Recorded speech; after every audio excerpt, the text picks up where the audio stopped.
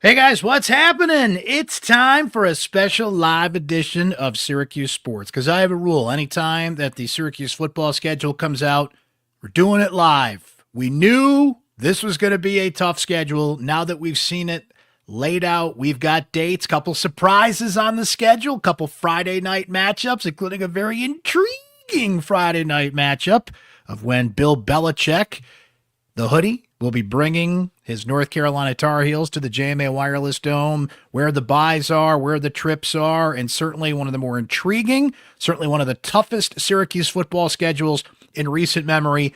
We got it. We knew how tough the road slate was generally just by knowing which team Syracuse would have to visit. We knew what the home games are, but now that it's all laid out, let's hear from you. Our Syracuse Sports Insiders have already been chiming in on this one. We're going to hear what they had to say about the first look at the 2025 schedule, what your first reactions are, what that record is that pops to mind when you look at that schedule. There's always a number that pops to mind. I know there's the number that popped in my head when I saw that. So let's break it down here. And being a Syracuse Sports Insider means you have direct text message access to me anytime you want to send me your Syracuse sports thoughts, questions, comments, inside analysis.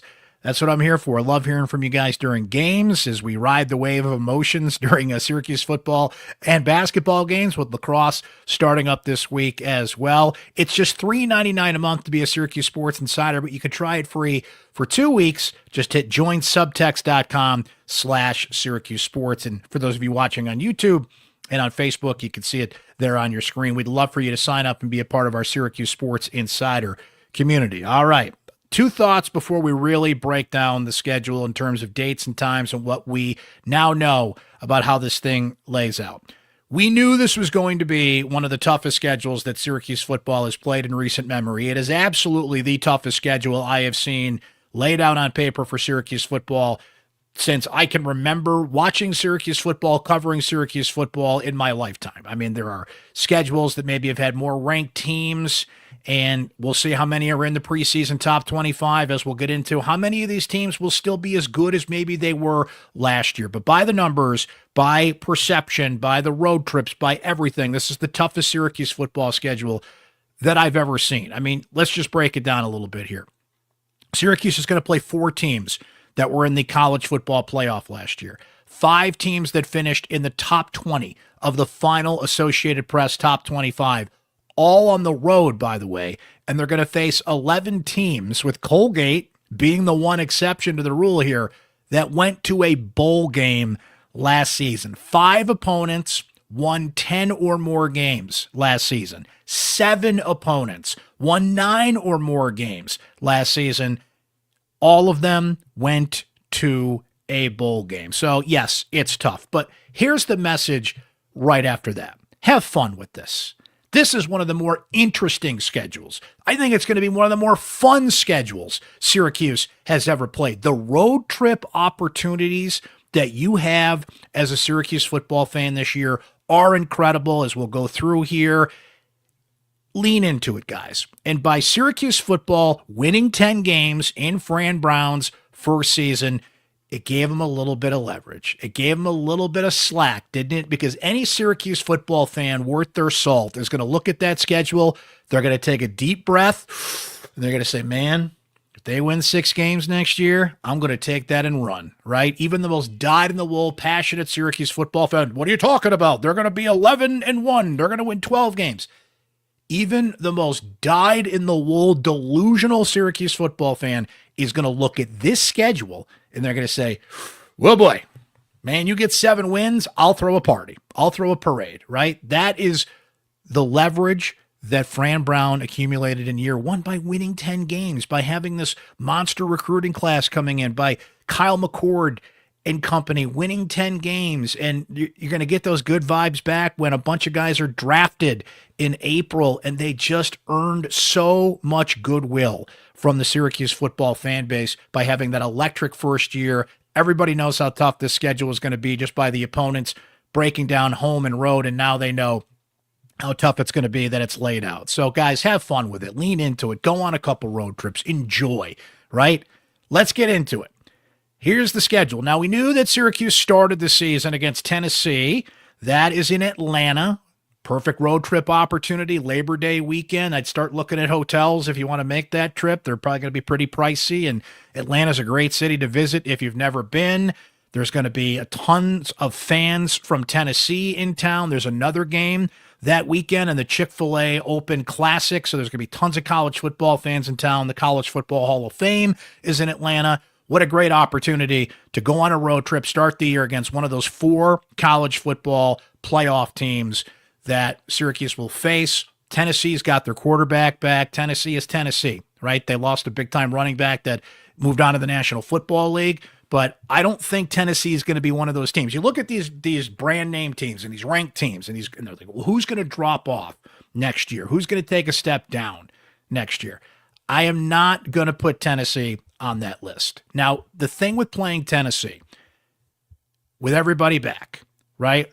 Amaleva's back, and you have Tennessee.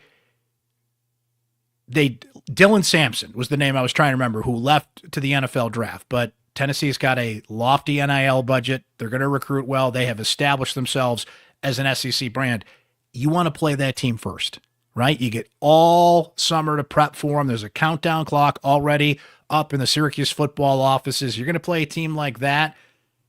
What a sexy opening game, but you can kind of sneak up on people. Now, the thing is, that game, this entire schedule, short of Fran Brown adding a player to the portal that is not on this roster now, is going to be making their first collegiate start at quarterback. This all comes down to quarterback, right? College football, a lot of it is coach, quarterback, schedule. Syracuse has the coach. The schedule is a bear, and they're going to have a new quarterback under center no matter who it is. I think it's going to be Ricky Collins Jr. that wins out, and we'll start against Tennessee on the 30th. But just keep that in mind. You're going to have a fresh face making their first start in that game. So we knew that. September 6th, that's a Saturday. UConn comes in. UConn won 9 games last year. Jim Moore Jr.'s got that program on track. They went to and won a bowl game. They are not going to be a slouch or a pushover on September 6th. Short week, September 12th, happens to be Uncle Brent's birthday, Friday night against Colgate, who is going to have a new coach in Stowe, the Cortland head coach, who won a national championship at Cortland, moving on up to the Division I level. Colgate, usually that first game of the season, certainly a game that Syracuse should handle. They don't technically have a bye week here until a little later in the schedule, and I think that's one of the tough aspects of the schedule as we'll go through it here, but obviously that's your breather. That's your game. You'd probably rather have it earlier in the schedule, but that's where you can get your starters a little rest, get some run for some of those backups, get a look at some of these guys. Going to be an interesting environment with school having just started. Friday Night Lights, September 12th, Colgate, local matchup at the Dome. First ACC matchup of the season on the road. We knew about this as they announced it a little earlier last week. September 20th at Clemson. Remember, Syracuse didn't play Clemson a year ago, the defending ACC champions. And again, a lot of this comes down to who's your quarterback. Well, Cade Klubnik is back at quarterback for Clemson. Clemson actually dipped into the portal for a couple of guys. Antonio Williams is back. They did grab 2 edge rushers and a receiver out of the portal. Remember how hesitant? I mean, Dabo was the last holdout for the portal, and now even he's going and grabbing players out of the portal in the necessity and the life that you have to live in college football these days. So at Clemson early on, 4th straight game of the season, I was convinced that this would be a bye week. It is not. September 27th, Syracuse will play its 3rd home game. So you had a home game against UConn. You had a home game against Colgate, on the road at Clemson. So 2 of your first 4 games, you're playing playoff teams, Tennessee and Clemson. You're playing the ACC champion. Duke comes in for September 27th, 9-3 team last year, went into the portal, got who at the time was the top ranked portal quarterback, right? So Clemson wasn't, or pardon me, now that we're on to Duke, not messing around. Darian Menshaw. Now, here's what I'm intrigued by. Menshaw, as a freshman, led Tulane to the AAC title game in his first year as a starter. He's a redshirt freshman, but he's got 3 years of eligibility remaining. Ricky Collins Jr. comes in with the same description. So can Ricky Collins Jr. win the job and have that kind of impact for Syracuse? I'd be stunned if they made the ACC title game, given the schedule that we're talking about here. But Duke got an early commitment. Menshaw came in, he visited, he clicked right away with Duke, with the offensive line, went to a Duke basketball game. He was in there with the Cameron Crazies.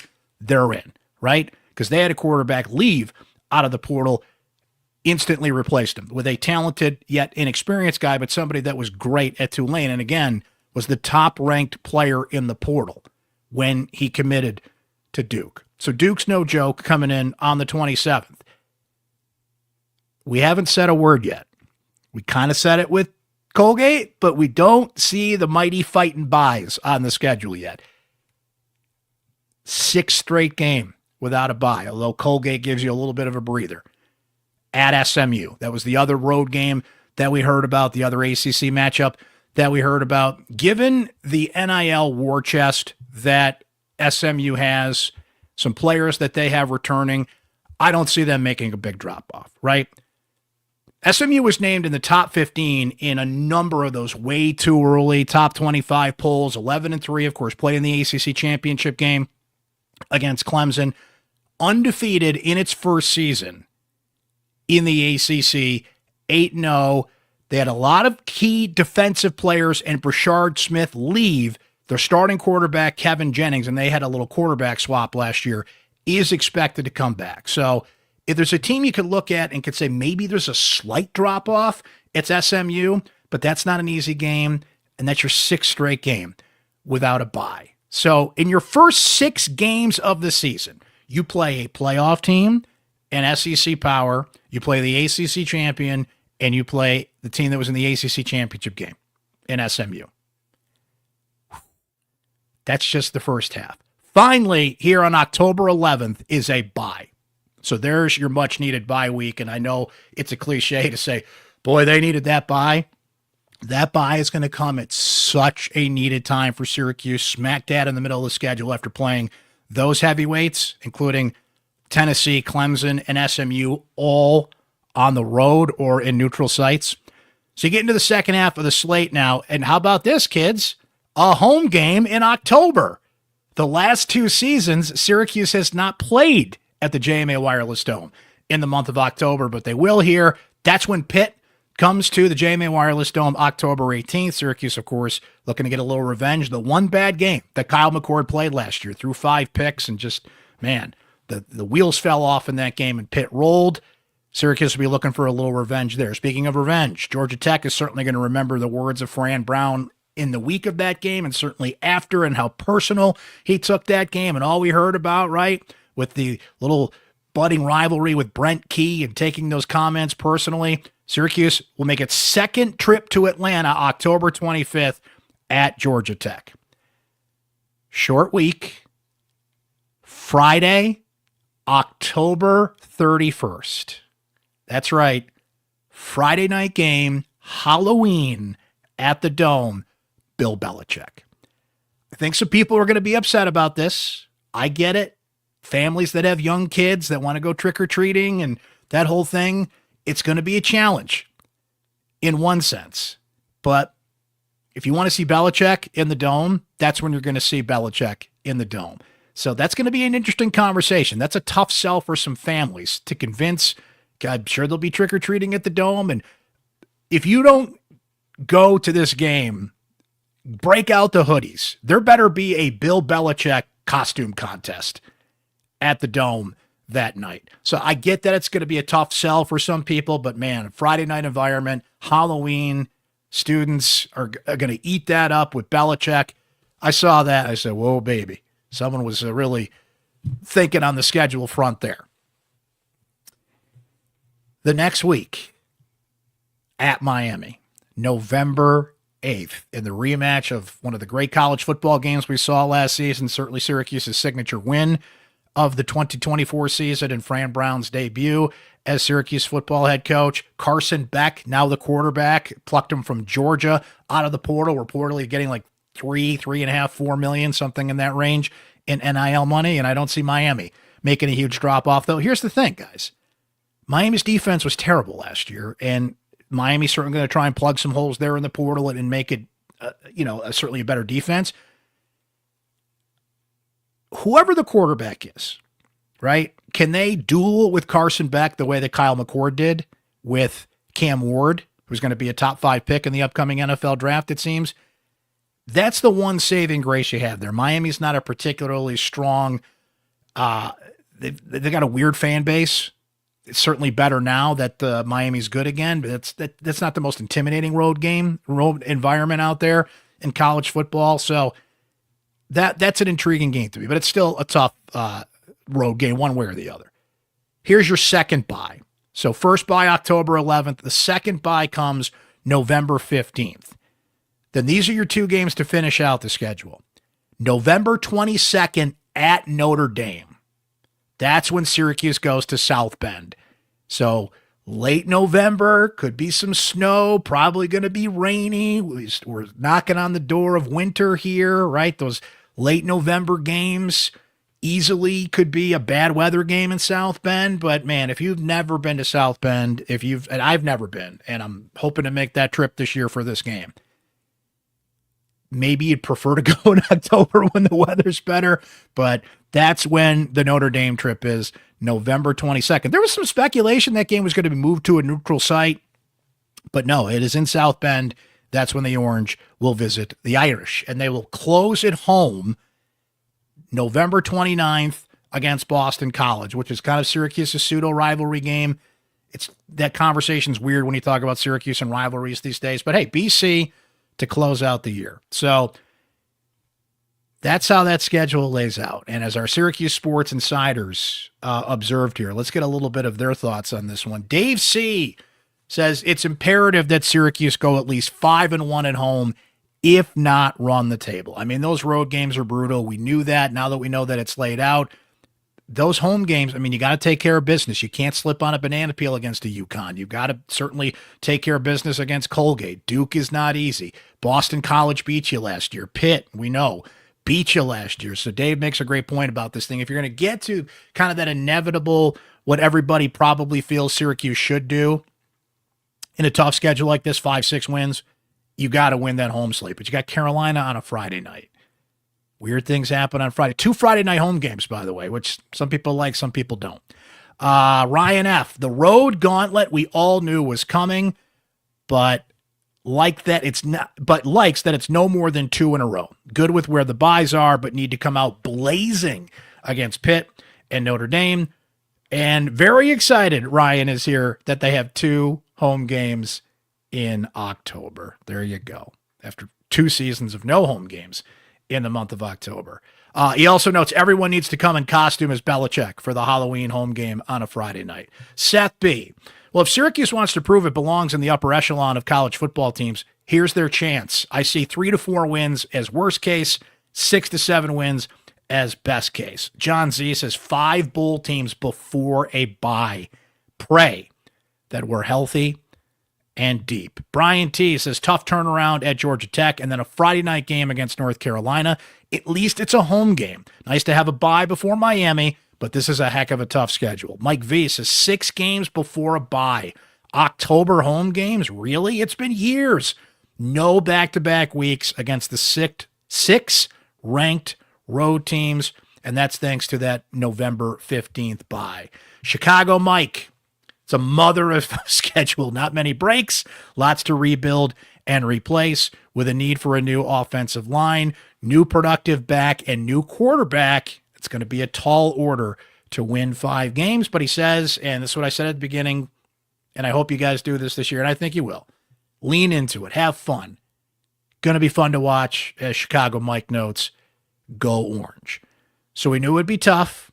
But now that we've seen it laid out, you guys had some great observations there. 6 straight games before you have a bye, the 2 Friday night games, how it plays out. There is not a bye before Miami. They go from Carolina to Miami. That bye comes on the 15th. So going back to Brian's note here, nice to have a bye before Miami. They actually don't, unless I'm wrong here, right? Let me double check myself here. You'd like to have that bye before Miami. They do get the bye after Miami, right? Yeah, they go from Carolina on a Friday night to at Miami the next week. So the bye actually comes after Miami, but the bye before Notre Dame, if you want to look at it that way, before that trip, those are two. And guys, look at these trips. You can go see the opening college football game, one of the great opening college football games in Atlanta. You can have a great Labor Day weekend in a big-time sexy opening matchup against Tennessee. Dallas, if you want to go to SMU. Never been to Dallas, great excuse to go there. Miami, early November, if you want to check that out. South Bend, right? These road games are destinations. These are amazing opportunities. If you've never been to Clemson, right? I think that's a trip. It's kind of out of the way if you've never been, but I mean, come on, go to Death Valley and see a game there for once. This is one of the best road game slates I've ever seen. Just these are cool road games. These are all opportunities to go on an amazing road trip. Go to Atlanta. You got 2 chances to go to Atlanta. Go to Death Valley. Go to Dallas. Miami or South Bend, the ultimate college football destination, right? There's amazing road trips here, and you guys aren't right, or pardon me, you guys aren't wrong when you say they're going to prove if they're in the big boys of college football and all these things, and you're breaking in a new quarterback and everything, but I think most Syracuse football fans are going to come into this thing realistic.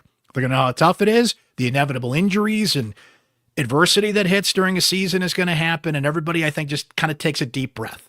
Now, the one person that's not going to agree with any of this, of course, is Fran Brown. You know, Fran Brown's going to say and talk his way around the schedule as much as he can. You're not going to have a coach be like, guys, man, if we win 7 games in this thing, hallelujah, right? He is going to expect that Syracuse will compete and do everything that they did this year, if not build on what they did this year, because that's how coaches have to think and have to present this thing. But I'm going to be very interested to see where this lands in terms of hardest schedules in the country. I've already seen a couple rankings out there, and this schedule was not included in the top 10. And I'm like, are you insane? I know that the Big Ten and the SEC have tough schedules, but what makes this schedule as tough as it is, it's not just the names, it's all the road games.